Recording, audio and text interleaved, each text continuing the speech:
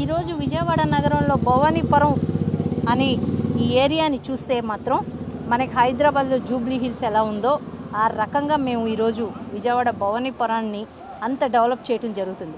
HP కాలనీలోన గత 30-40 ఏళ్ల నుంచి ఏనాడు రోడ్డు ఎరగలేదు వాళ్ళు.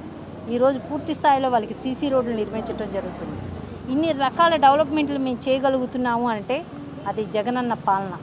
జగనన్న పాలనలోన అన్ని రకాలుగా మాకు నిధులు సమకూరుస్తున్నారు కాబట్టి మేము ఇంత ఫ్రీగా ఈ పనులు మేము చేసుకోగలుగుతున్నాము అని మేము ధైర్యంగా ఈరోజు ప్రజల వద్దకు వెళ్ళగలుగుతున్నాం.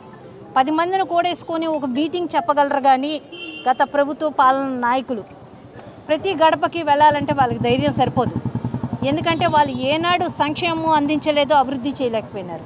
వాళ్ళు ఏ మొహం పెట్టుకొని ప్రజల వద్దకు వెళ్తారు?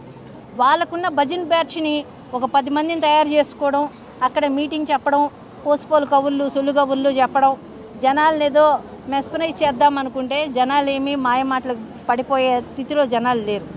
ఈరోజు ప్రజలకు పూర్తి అవగాహన ఉంది ప్రతి ఒక్క విషయం మీద. ఎందుకంటే సచివాలయ వ్యవస్థ అని తీసుకొచ్చి పెట్టిన కార్యక్రమంలోన ప్రతి ఒక్క విషయాన్ని వాళ్ళ సచివాలయంకి వెళ్ళి ప్రతిదీ వాళ్ళకి రావాల్సిన ప్రతి విషయంలోన వాళ్ళకి ఒక క్లారిటీ ఉంది. ఏ రకంగా వాళ్ళకి రావాల్సిన సంక్షేమం ఏ రకంగా అందాలన్నదే వాళ్ళకి క్లారిటీ ఉంది.